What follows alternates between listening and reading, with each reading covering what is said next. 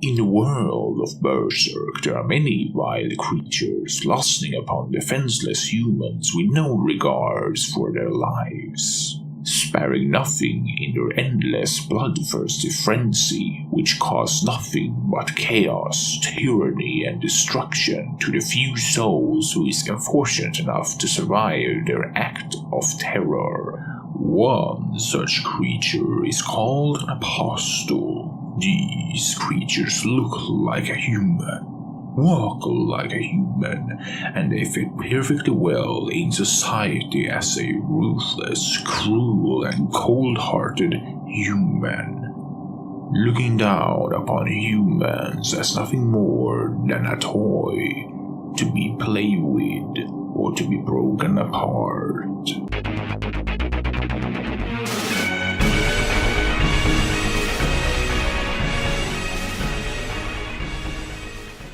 The Apostles, former humans who has discarded their humanity with a wish to obtain new powers which fuel their inner arrogance, hatred and desire. Their origin isn't well known beyond that they have existed at least as long as the Behelit has existed.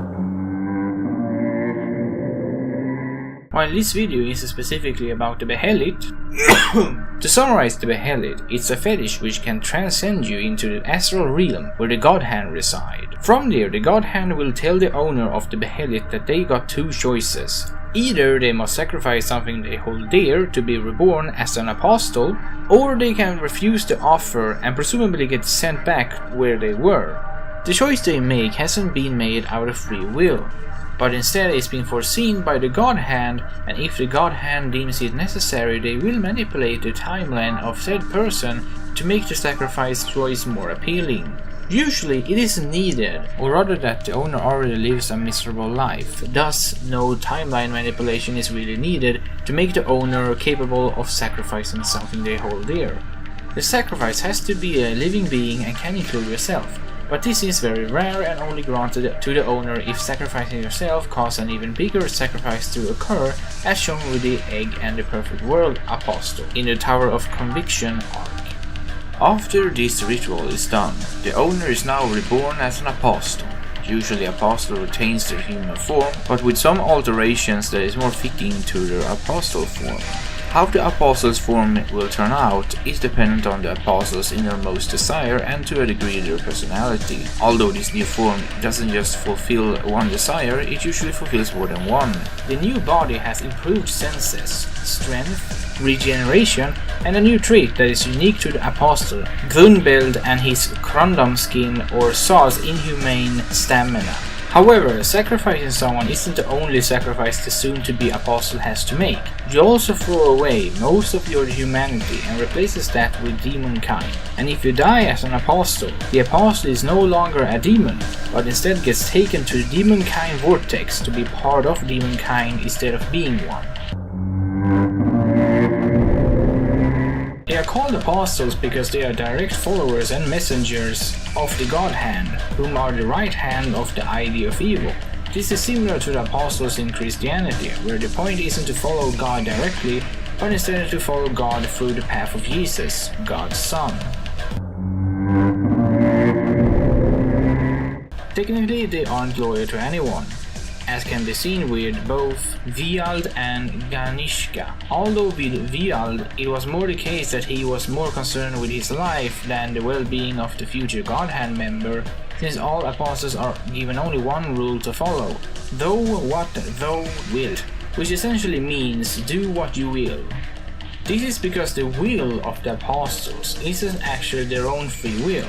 This is because of course they are part of the demon kind now. As such, it's actually their selfish desire that is guiding them to do as they will. Thus in reality, they are slaves to their own desires, since they have cast away their humanity when they sacrifice something dear to them. And also because the desire they so seek can never be quenched, since that would make the point of an apostle pointless. Instead, the apostle has to try and quench their hunger for desire, usually for rape, murder and torture. Only a God Hand can make any apostle feel contempt over their desire. This is one reason why the apostles like to call the God Hand angels. In reality, the apostles are mere tools to be used by the God Hand as they will. since they are blinded by their own desire to ever have a rational and compassionate mind. Lastly, a video made by Shadow231 where they theorized that there might be an apostle who will betray Femto.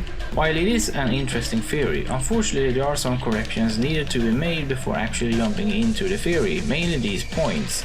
The free will of the apostles, loyalty towards their masters, which I already gone through in this video already, so instead I want to focus on examples, in particular Gainishka and the Count. Gainishka rebelled against Femto due to the innermost desire to conquer the world under his empire and be the sole ruler, but for Femto, Gainishka's rebellion was actually needed in order to cause the world transformation to occur. However, with the Count, he do go against his desire to live, and instead chooses not to sacrifice his daughter to fulfill his desire to live. If this was made out of compassion or desire is insignificant, just like how the God Hand deemed the Count's life in their grand scheme insignificant, and perhaps his choice to be taken to the vortex and have the beheaded now travel with gods is part of their grand scheme. Another problem is the fact that the fate of the apostle has already been woven by the God Hand. They are in essence defenseless against the God Hand's influence since they are bound by demonkind. That isn't to say there won't be such a thing happening in Berserk, it's just highly unlikely unless the God Hand deems it insignificant or important to their grand scheme.